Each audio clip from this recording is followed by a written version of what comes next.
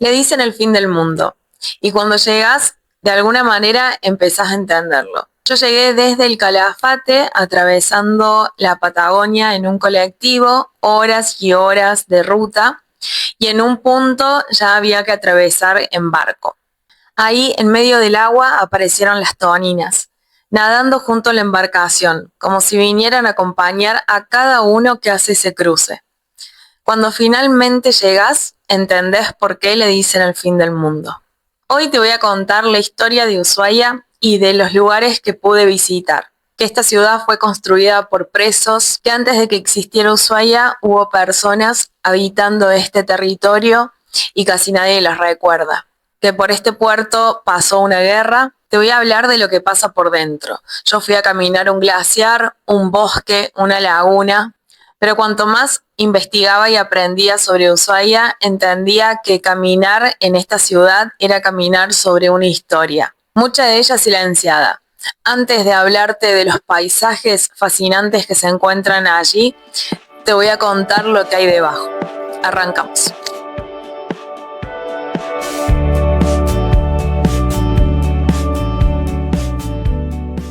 Antes de que existiera un nombre en un mapa, esta tierra ya estaba habitada. La presencia humana documentada en Tierra del Fuego remonta a más de 8.000 años. A lo largo de los años se desarrollaron sociedades que se adaptaron a la isla y a los canales del extremo austral. Pueblos distintos, lenguas, territorios y formas particulares de relacionarse con este paisaje. No todos habitaban exactamente la bahía de Ushuaia. Los yaganes ocupaban principalmente las costas y canales del sur. Los Selknam, gran parte del interior de la Isla Grande. Los Aush, el extremo oriental. Y los Kaweskar, los canales situados más hacia el oeste. Los Selknam eran cazadores de tierra firme. Recorrían la isla cazando guanacos. Los yaganes, en cambio, eran un pueblo canoero. Se desplazaban en canoas entre las costas y las islas del canal de Beagle, cazando lobos marinos y recolectando moluscos. En muchas de esas travesías, las mujeres solían remar y también buceaban para recolectar moluscos, mientras los hombres cazaban con arpones. Y algo que todavía cuesta entender es que los yaganes navegaban esas aguas heladas con poca vestimenta. Mantenían el fuego encendido incluso dentro de las canoas, conocían con precisión el ritmo del mar, las mareas, construían refugios pequeños, buscaban reparo del viento, y no es que no sintieran frío, es que encontraron maneras de convivir con él, desarrollaron formas de adaptación que casi no podemos imaginar. El nombre que hoy lleva esta ciudad no es casualidad. Ushuaia viene de la lengua yamana. Suele traducirse como bahía al fondo o bahía que penetra hacia el oeste. No es solamente el nombre de una ciudad, es una descripción indígena del paisaje que la ciudad terminó heredando. El contacto con los europeos comienza mucho antes de lo que imaginamos. Ya por el siglo XVI comenzaron las primeras expediciones hacia la zona, pero el contacto que lo cambió todo fue en el siglo XIX con la llegada de los misioneros, que llegaron para instalarse. En pocas décadas, las epidemias, el desplazamiento territorial y la transformación forzada de su modo de vida redujeron drásticamente la población yagana. No fue una sola batalla, fue un proceso lento, compuesto de enfermedades, despojo y ruptura cultural. Pero hablar de la desaparición de los yaganes sería un poco injusto.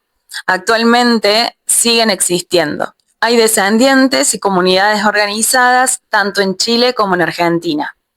En el 2022 murió Cristina Calderón, reconocida ampliamente como la última hablante nativa de la lengua yagán.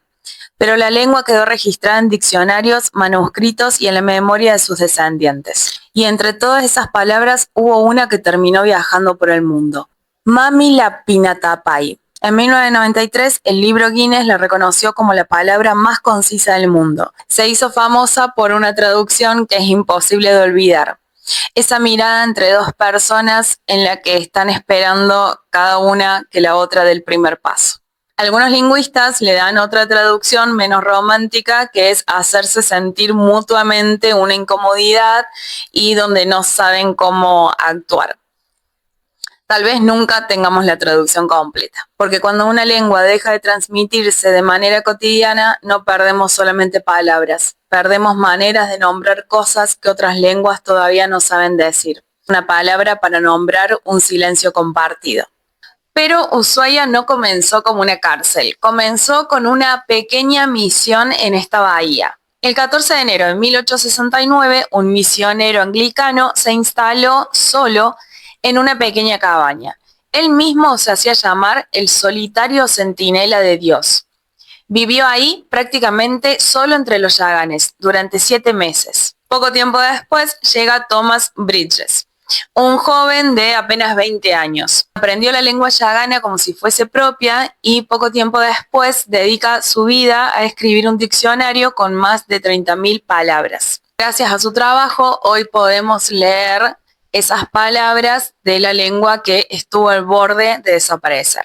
Thomas se instaló con su familia y por décadas vivió junto a los yaganes, mientras la misión se convertía en el primer asentamiento no indígena permanente de toda la zona. Sin proponérselo del todo, esa misión también empezó a cambiar para siempre el mundo que había existido durante miles de años. Pero esa misión, a pesar de ser el primer asentamiento, no es la fecha en la que se conmemora el nacimiento de esta ciudad, porque en 1884, 15 años después, todo cambia nuevamente. El comodoro Augusto Lacer llegó a la bahía al mando de una expedición naval, con un objetivo claro: reafirmar la soberanía argentina sobre este territorio. Cuando llegó a la misión, Thomas lo recibió.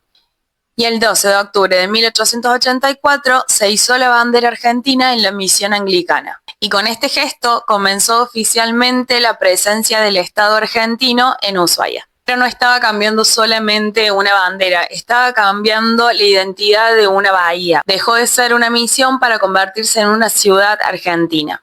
Es decir, la ciudad en rigor tiene 2 comienzos: uno espiritual para evangelizar y uno político pensado en marcar la frontera. Primero fueron los pueblos originarios, después llegó la misión, después llegó el Estado argentino. Cada vez que Ushuaia volvía a empezar, alguien quedaba atrás. Y un poco después de esa fundación oficial, llega la tercera capa en la formación de esta ciudad. La ciudad que comenzó a levantarse con la mano de los hombres que fueron enviados al fin del mundo para no regresar. Si hoy Ushuaia tiene calles, edificios, incluso el museo que te voy a mostrar ahora, es porque hace más de un siglo llegaron cientos de hombres que nunca eligieron estar ahí. Antes de esta cárcel hubo otra, en la isla de los Estados, un poco más al este. Era una prisión militar, las condiciones eran extremas, el abastecimiento era muy difícil y en 1902 los presos protagonizaron un motín. Poco después, el gobierno decidió trasladar el presidio a Ushuaia. Y ese mismo año, en 1902, comienza la construcción de este presidio. Lo diseñó un ingeniero italiano siguiendo el modelo del panóptico. 5 pabellones salían desde un núcleo central, de manera que un solo guardia pudiera vigilar todos los corredores.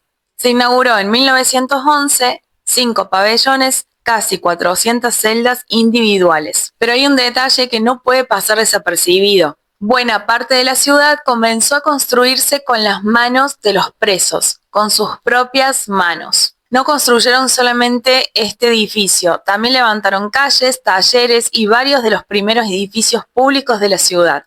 Y aún así, había algo que hacía que era imposible de escapar. No era solamente la cárcel, era el frío, el mar, el aislamiento. Era saber que aunque escaparas, no había dónde ir. Por estas celdas pasaron cientos de hombres y algunos quedaron grabados en la historia argentina. Cayetano Santos Godino, el petiso orejudo. El asesino múltiple Mateo Banks. El anarquista Simón Radowski. Cuando entraban perdían el nombre, pasaban a ser un número. Los que se portaban bien podían trabajar fuera del precinto, los llevaban en tren hacia el bosque a cortar leña. Iban a cortar leña para calefaccionar el presidio y también para construir la ciudad. Hoy miles de personas hacen ese recorrido para conocer el fin del mundo, pero en aquella época otros lo recorrían porque no tenían otra elección. El presidio funcionó hasta 1947. Ese año, bajo la presidencia de Juan Domingo Perón, se ordenó el cierre definitivo. Recién, en 1997, se transformó en lo que es hoy, el Museo Marítimo del Presidio. Y caminar por ahí, entre esas celdas, da una sensación extraña, porque hoy es un museo, pero literalmente fue el origen de todo. Primero fueron los pueblos originarios, después los misioneros, después el Estado y después los condenados que construyeron la ciudad que el Estado necesitaba. Cada nueva Ushuaia naciendo sobre las huellas del anterior. Y muchas de esas huellas fueron dejadas por hombres que no sabían que estaban construyendo esa ciudad. Una ciudad que seguiría cambiando mucho tiempo después de que ellos desaparecieran. Cuando pensamos en la Guerra de las Malvinas, casi todos imaginamos a las islas, pero muy pocos imaginan este puerto. Y por ahí también pasó la guerra. El 2 de abril de 1982, Argentina desembarcó en las Islas Malvinas. Empezaba la guerra. Pocos días después, el 16 de abril, 3 periodistas británicos fueron detenidos en Ushuaia, acusados de espionaje. Era una señal de cómo la guerra ya había cambiado la vida cotidiana de la ciudad. La ciudad, de golpe, dejaba de ser un destino remoto para convertirse en un punto estratégico del conflicto. El 24 de abril de 1982, desde este mismo puerto, zarpó el crucero Ara General Belgrano. Llevaba a bordo 1093 tripulantes. 8 días más tarde, el 2 de mayo, el Belgrano fue hundido fuera del área de exclusión que las propias fuerzas británicas habían declarado. Murieron 323 tripulantes argentinos, casi la mitad de todas las bajas argentinas de toda la guerra. Es uno de los episodios más recordados y más debatidos en este conflicto. En los días siguientes, Ushuaia también recibió sobrevivientes del Belgrano. Es decir, este puerto no solo fue un lugar en el que se habló de la guerra, sino que la guerra pasó por él. Por ahí zarparon soldados, volvieron heridos. Por ahí se vivió de cerca lo que el resto del país seguía por radio. Y mientras la guerra se libraba hacia el este, otra tensión seguía latente hacia el oeste. El conflicto por el canal de Beagle con Chile había estado a punto de convertirse en una guerra pocos años antes. La mediación papal evitó ese desenlace, pero en 1982 la incertidumbre seguía presente. Hoy, cada 2 de abril, Argentina conmemora el Día del Veterano y de los Caídos de la Guerra de Malvinas. Y en Ushuaia, ese día no es solo un feriado en un calendario. Es el recuerdo de un puerto que vio zarpar un barco y a las semanas vio volver lo que quedaba de él. Después de tanta historia humana, hay algo que estuvo antes que todos nosotros, el glaciar Martial. Está inmediatamente al norte de la ciudad, en la montaña que domina Ushuaia, y tiene algo particular que lo diferencia de los demás glaciares. El deshielo de este glaciar alimenta la cuenca que abastece de agua potable a casi todo Ushuaia. Lleva el nombre de Louis Ferdinand Martial, el comandante de una expedición científica francesa que llegó a esta zona en 1882. Entre sus principales objetivos estaba observar el tránsito del planeta Venus, además de realizar distintos estudios científicos sobre esta región. El glaciar terminó llevando su nombre casi de casualidad y hoy es uno de los símbolos más reconocidos de Ushuaia. Está casi a 15 minutos de la ciudad, está bastante cerca, es un trekking bastante accesible, es muy hermoso el paisaje, pero hay algo que no se comenta cuando se recomienda este paseo, que es que lo que estamos viendo no es el glaciar completo, es un remanente del glaciar Martial. Durante décadas fue retrocediendo y perdiendo su dimensión, un claro ejemplo del cambio climático. Cuando llegué arriba, la vista del glaciar y la vista a la ciudad de Ushuaia es impresionante, pero en poco tiempo también se llenó de neblina y no perdió igual su encanto. Y mientras miraba la ciudad con esa vista impresionante que da este glaciar, pensaba en los pueblos originarios, pensaba en los presos que habían construido la ciudad, sobre la guerra que lo atravesó. Y pensaba que en realidad Ushuaia no cambiaba, sino que cambiaban quienes la habitaban. Cambió la forma de construirla, cambió la forma de mirarla y ahora también cambió el hielo que hace tiempo parecía que iba a ser eterno. Tal vez eso sea Ushuaia, un lugar en donde lo que parece inmóvil también está en movimiento. Este canal tiene el nombre de un barco. Se refiere al barco británico que cartografió esta zona entre 1826 y 1830. Años más tarde, ese mismo barco, vuelve a hacerse famoso porque lleva a bordo a Charles Darwin. Pero antes de Darwin, en ese primer viaje, pasó algo que casi nadie conoce. En 1830, el capitán de ese barco, Robert Fitzroy, llevó a 4 jóvenes fueguinos a Inglaterra. Hoy ese episodio suele considerarse un secuestro. Uno de ellos era Jagan, tenía apenas 14 años. Su apodo, Jemmy Button, nació a partir de un botón de nácar que Fitzroy entregó durante aquel episodio. Se lo llevaron a Londres, lo educaron, lo vistieron, le enseñaron inglés, lo presentaron al rey de Inglaterra y lo trajeron de regreso. Le ofrecieron quedarse en Inglaterra para siempre, pero él eligió volver y quedarse con su gente, en su tierra. ¿Se acuerdan de la misión que fundó Ushuaia al principio? White Starling no llegó a esta bahía de casualidad. Su llegada estuvo ligada a los vínculos misioneros anglicanos que habían construido durante años con Jemmy Button y otros Yaganes. Es decir, la misión que terminó fundando esta ciudad también nació de aquella historia que había empezado décadas antes a bordo del Beagle.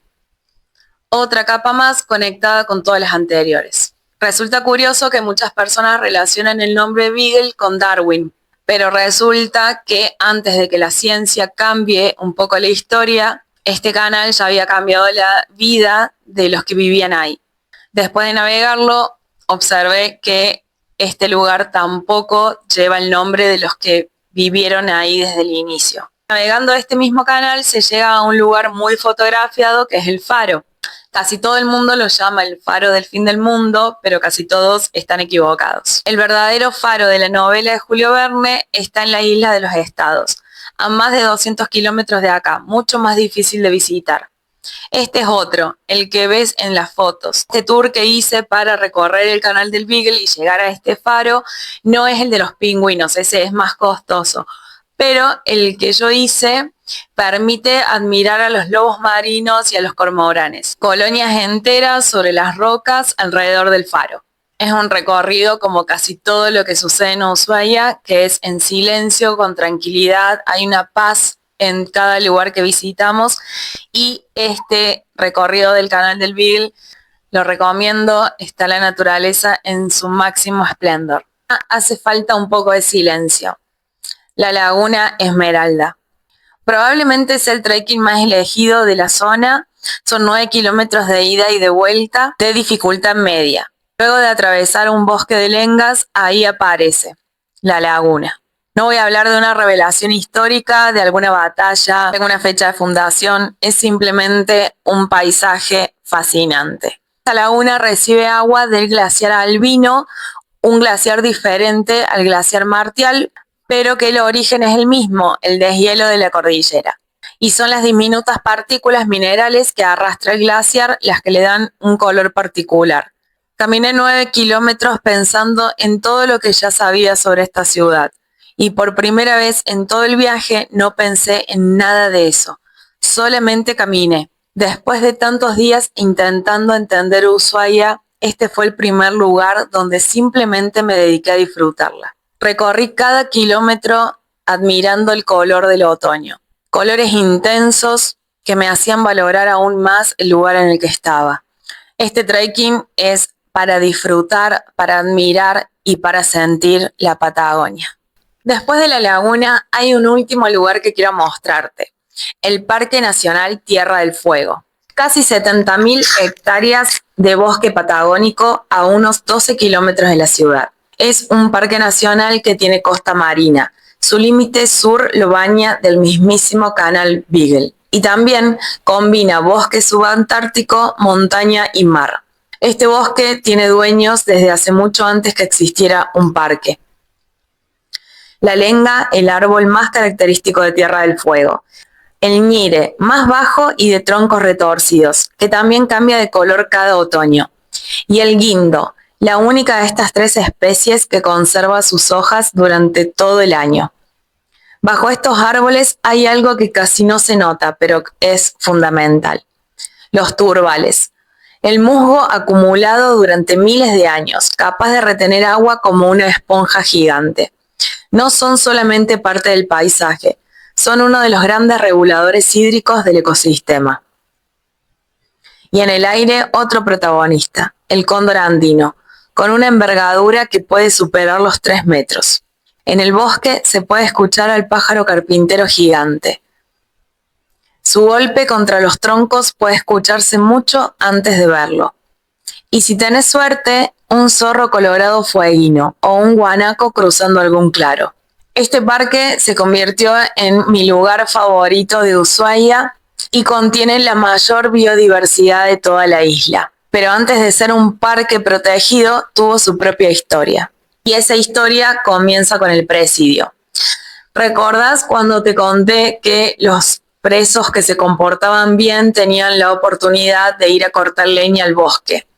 Ese bosque es lo que hoy es el Parque Nacional. Este mismo bosque, que hoy es un parque nacional protegido, durante un tiempo fue explotado con trabajo forzado. Los presos talaban los árboles para calefaccionar el presidio y para abastecer una ciudad que recién comenzaba a crecer. Y todavía hoy, caminando por ciertas zonas del parque, se pueden encontrar los restos de esa época. Tocones, los restos de los troncos que quedaron después de la tala. Algunos tienen más de 1,5 metros de altura. Cuando un tocón queda tan alto, significa que se cortó en invierno, con el suelo cubierto de nieve. Los presos cortaban parados sobre la nieve, y la altura del tocón quedó marcado. Todavía hoy, ¿en qué época del año se hizo ese trabajo? Es un bosque que conserva una cicatriz que es parte de su historia, pero hay otra cicatriz que es más reciente. En 1946 alguien tuvo una pésima idea: traer castores de Canadá, con el fin de desarrollar una industria de pieles. Un noticiero de la época mostró la llegada de los primeros ejemplares. La idea decía: era enriquecer la fauna fueguina. En gran parte de los bosques de Canadá, muchas de las especies que tala el castor puede rebrotar. Pero acá no. Las lengas y los guindos, la flora nativa, al ser talada por los castores, muere. Los castores afectan la flora y la fauna nativa. Y al no existir un depredador natural que pueda combatir a estos castores, esta especie se reprodujo de manera masiva. Hoy se estima que los castores modificaron decenas de miles de hectáreas de bosque nativo. Son considerados una de las peores especies invasoras del mundo. Argentina y Chile llevan adelante uno de los proyectos de erradicación de especies más grande que se hayan intentado nunca. Y hay un patrón: los presos no eligieron estar ahí, los castores no eligieron llegar y destruir el bosque, los dos fueron llevados por decisión humana. Mientras el bosque comenzaba a cambiar con la llegada de los castores, también comenzaron las primeras discusiones sobre la protección de este lugar. La protección finalmente llegaría en 1960 con la creación del Parque Nacional Tierra del Fuego.